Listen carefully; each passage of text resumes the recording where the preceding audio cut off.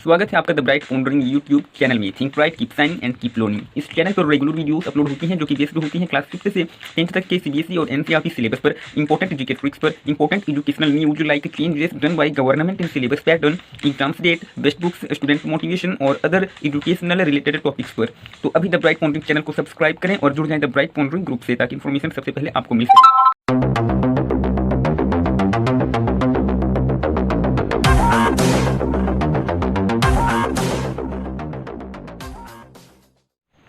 तो गाइस, इस वीडियो में हम लोग पढ़ने वाले हैं, जैसा कि आपको थंबनेल देख के पता चल ही गया होगा, class 10 science chemistry chapter 1 chemical reactions and equations का पार्ट 3, पार्ट 1 एंड पार्ट 2 हम लोग अभी तक कंप्लीट कर चुके हैं। ठीक है, पार्ट 1 में हम लोगों ने पढ़ा, इस चैप्टर का ओवरव्यू हम लोगों ने देखा था कि इस चैप्टर में हम लोग क्या क्या पढ़ने वाले हैं। यह था हमारे इस चैप्टर का पार्ट 1 का वीडियो। देखिए, ये ओवरव्यू आपको रिकॉल हो रहा होगा। इस चैप्टर का ओवरव्यू हमने पार्ट 1 में पढ़ा था। पार्ट 2 में हमने पढ़ा था केमिकल रिएक्शंस एंड सिर्फ केमिकल रिएक्शंस की केमिकल रिएक्शंस क्या होते हैं, कितने टाइप के होते हैं, उन्हें हम कैसे रिकॉग्नाइज कर सकते हैं, यह हमने पढ़ा था पार्ट 2 में। अब हम लोग पढ़ने वाले हैं पार्ट 3। इसमें हम लोग पढ़ने वाले हैं केमिकल इक्वेशंस। देखिए, केमिकल इक्वेशंस क्या होते हैं। The method of representing a chemical reaction with the help of symbols and formula of the substances involved in it is known as chemical equation। देखिए, समझने की कोशिश कीजिएगा। जैसे हम लोगों ने कोई केमिकल रिएक्शन किया, ठीक है, मान लीजिए टेस्ट ट्यूब में हम लोग कोई भी केमिकल रिएक्शन करते हैं, फ्लास्क की मदद से, टेस्ट ट्यूब की मदद से करते हैं, तो उसको हम लोग कॉपी में कैसे रिप्रेजेंट कर सकते हैं, वही चीज़ को हम लोग बोलते हैं केमिकल इक्वेशन। जैसे आपने मैग्नीशियम और ऑक्सीजन का रिएक्शन कराया, ठीक है, तो आप कॉपी में वैसे छाप नहीं ना सकते हैं, ऐसे मतलब ऐसे मैग्नीशियम रिबन को फिर एयर को ऐसे छाप के आप तो रिप्रेजेंट नहीं कर सकते। आपको रिप्रेजेंट करना होगा कोई एक ऐसे तरीके से जिसके मदद से कोई भी पढ़ने वाले व्यक्ति को पता चल जाए कि ये मतलब प्रोसेस हुआ है, ये सब्सटेंसेस है, तो उसी तरीके को हम लोग बोलते हैं केमिकल इक्वेशन। देखिए, the method of representing a chemical reaction, यानी कि एक केमिकल रिएक्शन को रिप्रेजेंट करने का तरीका with the help of symbols and formula of the substances, यानी कि सिंबल्स, जो सब्सटेंस इन्वॉल्व हुआ था केमिकल रिएक्शन में, जैसे कि हर एलिमेंट का एक सिंबल होता है, मैग्नीशियम का Mg होता है, ऑक्सीजन का O2 होता है, उसी प्रकार सारे सब्सटेंसेस का कुछ ना कुछ अपना एक सिंबल होता है। ठीक, हम लोग कोई भी केमिकल इक्वेशन को दो तरीके से रिप्रेजेंट कर सकते हैं। पहला वर्ड इक्वेशन, दूसरा केमिकल इक्वेशन। तो वर्ड इक्वेशन देखिए हम लोग कैसे करते हैं, डायरेक्ट हम लोग जो रिएक्टेंट उसमें इन्वॉल्व है उसका नाम लिख देते हैं। देखिए, जैसे जिंक और सल्फ्यूरिक एसिड के बीच सपोज कीजिए कि हो रहा है केमिकल रिएक्शन, तो जो प्रोडक्ट बनेगा वह बनेगा जिंक सल्फेट प्लस हाइड्रोजन।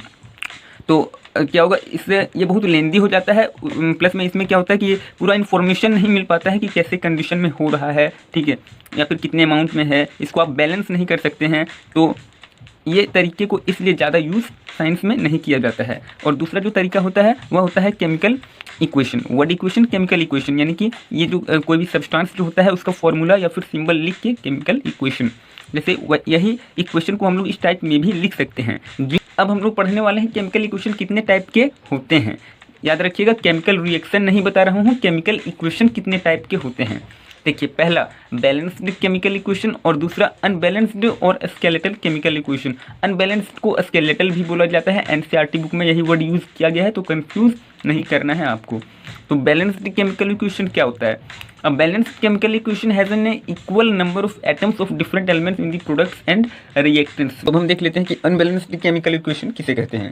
तो an unbalanced chemical equation has an unequal number of atoms of one or more elements in the reactants and products। तो देखिए, सिंपल सा डिफिनेशन से ही पता चल रहा है कि अनबैलेंस्ड केमिकल इक्वेशन हम किसे कहते हैं। देखिए, जिस रिएक्शन में यदि नंबर ऑफ एटम्स जितना रिएक्टेंट में है उतना यदि प्रोडक्ट में नहीं है तो वो अनबैलेंस्ड केमिकल इक्वेशन हो जाएगा, और उसे हम लोग स्केलेटल इक्वेशन भी कहते हैं। अब देखिए, यहाँ पर कुछ एग्जांपल्स दिए गए हैं, दो बैलेंस्ड केमिकल इक्वेशन के लिए और दो अनबैलेंस्ड केमिकल इक्वेशन के लिए। बैलेंस्ड केमिकल इक्वेशन में आप देख सकते हैं जितना atom, number of atoms reactant की साइड है उतना ही नंबर ऑफ एटम्स जो है सो प्रोडक्ट की साइड भी है। Zn यहाँ पर एक ठो है, यहाँ पर भी देखिए Zn एक ठो है। उसके बाद हाइड्रोजन यहाँ दो ठो, H2 है यानी कि दो हाइड्रोजन, यहाँ पर भी दो हाइड्रोजन, यहाँ पर सल्फर एक, यहाँ पर भी सल्फर एक, यहाँ पर ऑक्सीजन 4, यहाँ पर भी ऑक्सीजन 4 ठो दिया हुआ है। उसके बाद हम लोग दूसरा केमिकल इक्वेशन की तरफ मूव करते हैं। यहाँ पर भी देखिए दिया हुआ है मैग्नीशियम 2 ठो, यहाँ पर भी मैग्नीशियम 2 ठो, क्योंकि Mg के आगे 2 लगा हुआ है, और यहाँ पर भी ऑक्सीजन 2 ठो, यहाँ पर भी ऑक्सीजन 2 ठो, यहाँ पर 2 है, यहाँ ऑक्सीजन यहाँ पर भी 2 ठो। उसके बाद अनबैलेंस्ड केमिकल इक्वेशन का एग्जांपल देखिए दिया हुआ है, यहाँ पर Fe लिखा हुआ है प्लस H2O, यानी कि यहाँ पर देखिए, यहाँ पर Fe जो है सो 1 है, यहाँ पर Fe 3 है। और वही यहाँ पर हाइड्रोजन 2 है, यहाँ पर हाइड्रोजन 2 है, ये तो चलिए बैलेंस्ड है। उसके बाद यहाँ पर ऑक्सीजन 1 है, यहाँ पर ऑक्सीजन का नंबर 4 है। उसके बाद जो 4th नंबर में जो केमिकल इक्वेशन दिया हुआ है वो भी अनबैलेंस्ड है। यहाँ पर देखिए पोटेशियम 1 है, यहाँ पर भी पोटेशियम 1 है, यहाँ पर आयोडीन 1 है, यहाँ पर 2 आयोडीन है, यहाँ पर तो अनबैलेंस्ड का पता चल गया। अब एक यहाँ बहुत ही इंपॉर्टेंट क्वेश्चन जो हो सकता है पूछा भी जाता है, देखिए यहाँ पर लिखा हुआ है why should a chemical equation must be balanced.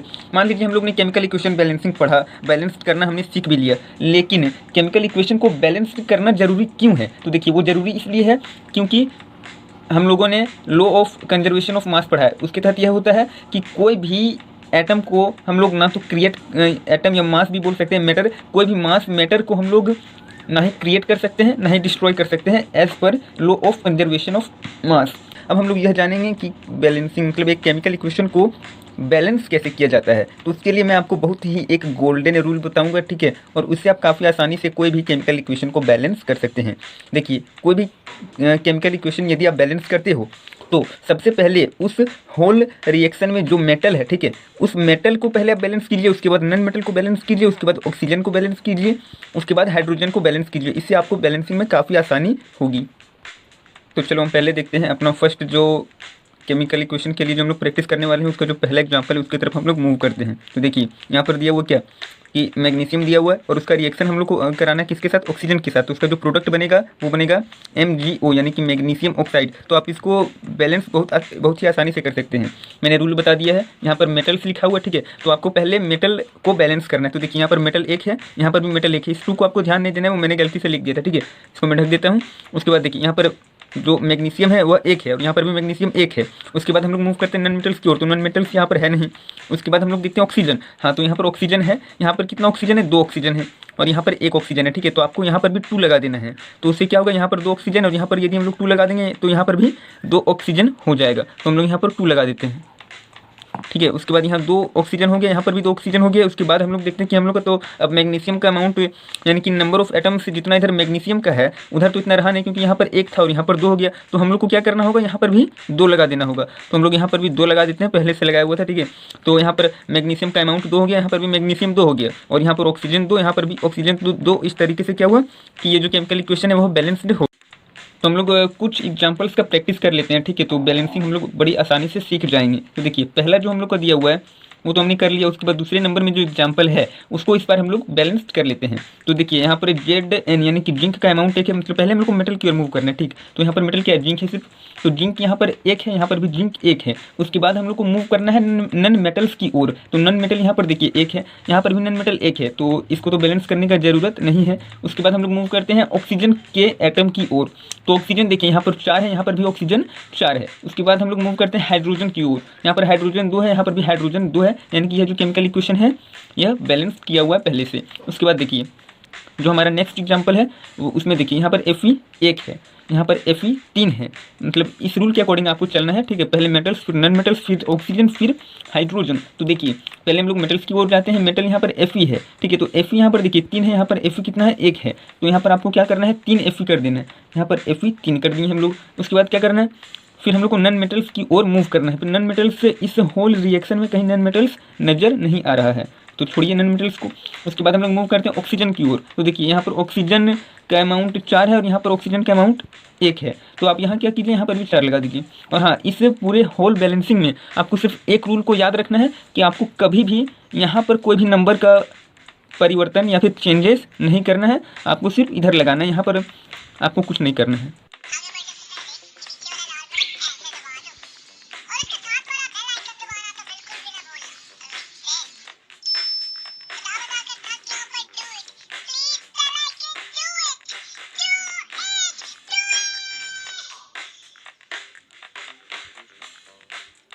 उसके बाद जो नेक्स्ट एग्जांपल है वो देखिए यहाँ पर दिया हुआ है। पहले मेटल की ओर ध्यान देते हैं, मेटल यहाँ पर कहीं नज़र नहीं आ रहा है। उसके बाद नॉन मेटल्स की ओर जाते हैं, तो नॉन मेटल्स यहाँ पर 1 है, वह है कार्बन। तो यहाँ देखिए कार्बन 1 है, यहाँ पर भी कार्बन 1 है। उसके बाद ऑक्सीजन, ऑक्सीजन यहाँ पर 1 है, यहाँ पर ऑक्सीजन 1 है। हाइड्रोजन यहाँ पर 2 है, हाइड्रोजन यहाँ पर गड़बड़ है, यहाँ पर हाइड्रोजन कितना है? 4 हाइड्रोजन है। तो तुमको करना क्या है, यहाँ पर 2 लगा देना है। उसके बाद फिर से बैलेंस करके एक बार लास्ट में चेक कर लेना है। यहाँ पर 1 कार्बन, यहाँ पर भी 1 कार्बन, यहाँ पर ऑक्सीजन 1, यहाँ पर भी ऑक्सीजन 1, यहाँ हाइड्रोजन 2 + 4 और यहाँ पर भी हाइड्रोजन 3 + 1 4। उसके बाद जो नेक्स्ट एग्जाम्पल है वह है यहाँ पर देखो, यहाँ पर मेटल नहीं है, नॉन मेटल सिर्फ है, तो नॉन मेटल एक, यहाँ पर भी नॉन मेटल एक, उसके बाद ऑक्सीजन, ऑक्सीजन यहाँ पर दो, ऑक्सीजन यहाँ पर दो। उसके बाद नेक्स्ट जो एग्जांपल है उसकी तरफ हम लोग देखते हैं। यहाँ पर देखिए, मेटल, नॉन मेटल, फिर ऑक्सीजन, फिर हाइड्रोजन। इस रूल को आपको जरूर से जरूर याद रखना है, बहुत ही गोल्डन रूल है। उसके बाद देखिए यहाँ पर दिया हुआ क्या, कैल्शियम, कैल्शियम यहाँ पर एक है, यहाँ पर भी कैल्शियम एक है, नॉन मेटल्स यहाँ पर है नहीं, तो हम लोग डायरेक्ट मूव करते हैं ऑक्सीजन की ओर। तो ऑक्सीजन यहाँ पर 1 और यहाँ पर 1, ऑक्सीजन कितना है, 2 ऑक्सीजन है, और यहाँ पर भी ऑक्सीजन 2 है, क्योंकि ब्रैकेट के बाहर 2 लगा हुआ है, तो यानी कि ऑक्सीजन यहाँ पर 2 है। उसके बाद यहाँ पर हाइड्रोजन 2 है और यहाँ पर भी हाइड्रोजन 2 है। उसके बाद जो नेक्स्ट एग्जाम्पल उसकी तरफ देखिए, यहाँ पर मेटल नहीं है, यहाँ पर नॉन मेटल है, तो नॉन मेटल यहाँ पर एक, यहाँ और यहाँ पर भी नॉन मेटल एक है जो कि कार्बन है। उसके बाद ऑक्सीजन की ओर मूव करते हैं, ऑक्सीजन यहाँ पर 2 है, यहाँ पर भी ऑक्सीजन नहीं, यहाँ पर ऑक्सीजन 3 है, 2 और एक यहाँ पर 3 है, ठीक है। तो यहाँ पर देखिए थोड़ा गड़बड़ हो गया, यहाँ पर देखिए ऑक्सीजन यहाँ पर 2 है और ऑक्सीजन यहाँ पर 2 और एक यहाँ पर 3 ऑक्सीजन और यहाँ पर 2 ऑक्सीजन। तो इस केस में आपको क्या करना है, यहाँ पर आप लगा दीजिए 3, कितना हो गया, 3 2 6 ऑक्सीजन हो गया, और यहाँ पर 2 और 1 3, यहाँ पर तो अभी भी 3 है, तो यहाँ पर 3 2 6 है, यहाँ पर 2, यहाँ पर भी लगा दीजिए 4, यहाँ पर लगा दीजिए 4, तो 4 ऑक्सीजन यहाँ पर हो गया, 2 ऑक्सीजन यहाँ 6 और यहाँ पर भी 3 2 6। उसके बाद हम लोग मूव करते हैं हाइड्रोजन की ओर।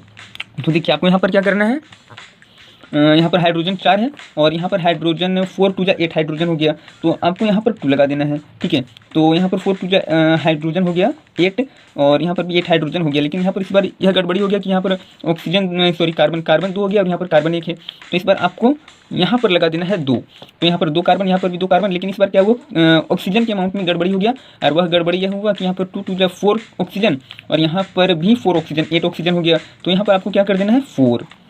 तो देखिए 4 ऑक्सीजन, यहाँ पर भी फिर से एक बार मैच कर लेते हैं, यहाँ पर कार्बन 2, यहाँ पर भी कार्बन 2, उसके बाद ऑक्सीजन 4 2 8, यहाँ पर 8 ऑक्सीजन, यहाँ उसके बाद यहाँ पर भी 2 2 4 + 4 8 ऑक्सीजन, उसके बाद हाइड्रोजन 4 2 8 हाइड्रोजन और यहाँ पर भी 4 2 8 हाइड्रोजन। उसके बाद जो नेक्स्ट एग्जाम्पल है वह है, पहले यहाँ पर हम लोग मेटल की ओर ध्यान देते हैं, ठीक है। तो मेटल यहाँ पर एक है, यहाँ पर भी मेटल एक है, उसके बाद नॉन मेटल यहाँ पर जो कि कार्बन है वह एक है और यहाँ पर भी नॉन मेटल एक है। उसके बाद जो ऑक्सीजन है वह यहाँ पर 3 है और ऑक्सीजन यहाँ पर भी 3 है, एक यहाँ और 2 यहाँ 3। इस तरीके से ये जो केमिकल इक्वेशन हमारा है यह बैलेंस किया हुआ है। जल्द ही चैप्टर का पार्ट 4 आने वाला है, तो उस पार्ट को भी पाने के लिए आप हमारे चैनल को सब्सक्राइब करके बेल आइकन ऑल नोटिफिकेशन को क्लिक करके रखें। कुछ सीखने को यदि इस वीडियो से आपको मिला होगा तो जरूर एक लाइक करें, अपने दोस्तों के पास शेयर करें और एक कमेंट ड्रॉप करके जाएं, इससे बड़ी खुशी मिलती है यार। Thank you.